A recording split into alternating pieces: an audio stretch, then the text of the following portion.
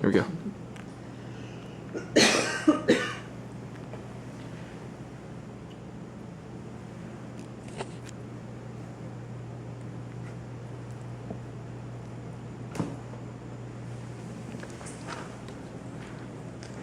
Think of the day when our fossil fuels run out. It will be total chaos. No cars, no electricity, our whole way of life will be turned upside down. This is why efficient, accessible, clean energy resources will become a necessity. They will and even have already affected the lives of all of us. Renewable resources will eventually have to be used for more common energy needs, and biofuels are one form of this energy that is potentially a good option even now. So before we get into that though, let me go over some more common types of energy. Renewable energy. So wind energy. It is non-polluting after everything is set up and gathering energy, and it is renewable. The wind always blows. There's always wind currents and to power the turbines. They're pretty efficient in terms of time or in terms of space they take up and energy output. There's a lot of power provided from the little space that they use to gather the wind energy. And there is a relatively low operation cost. So after everything's all set up and running, it doesn't take a lot to keep it running and gathering energy. However, it is a big upfront cost to construct and manufacture the wind turbines. It requires a large principal and a big upfront investment.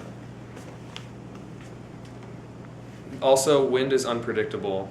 Currents don't always blow the same strength, the same direction, and this makes gathering constant energy from wind not a likely fix to the energy problem. It's also noisy. It's about as noisy as cars going 70 miles an hour down a highway, and this becomes a problem for houses nearby, people living in the houses nearby, and it has affected wildlife as well. Birds frequently run into the blades and they are killed immediately. Hydroelectric energy is again renewable and non-polluting, and it is very flexible. You can switch it on and off, so to go from storing energy to save up for a time period where a lot of energy is used by people to putting it directly into the grid to be used immediately. It does have a big environmental impact though. The wildlife and fish and the things that require the river to live all are affected by dams that are put up that stop the river flow, and this could be bad in the future when the effects start to build up. It is very expensive to build these as well. As you can see, it is a very big project to stop a whole river and harness its strength for energy, and it requires an immense amount of money to fund and put together and get it operating. Solar energy is also renewable and non-polluting. The sun always glows. There are also many applications for solar energy. You can hook up a solar panel to just about anything and use the radiation from the sun to power whatever you may need. However, solar panels are expensive. They're made from exotic materials that take a lot to manufacture and cost a lot. So with that, there's also a potential carbon footprint in the process or the manufacturing of the solar panels, since they are made of the not so common materials.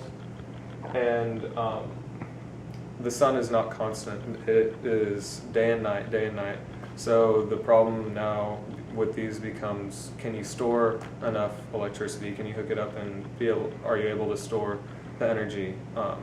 And that is currently being worked on. They're also, the one other thing is they're not very efficient. The technology hasn't been developed yet to get these to a high efficiency. 20 to 25% efficiency out of a solar panel is a very good output right now. So now we're at biofuels. Biofuels are a little bit different, less well known form of energy, but potentially just as useful. Biofuels are a fuel just like gasoline or diesel, fuel that is made from plant products. So the common plants that are used in the U.S. are corn. In South America, sugarcane is used, and there are other plants that are being looked into to create biofuels. And a biofuel is used just as you would use gasoline. In fact, right now, if you ever see an E10 label around a gas station or on a car or wherever, that means it contains 10% ethanol, which is a biofuel created from plant material.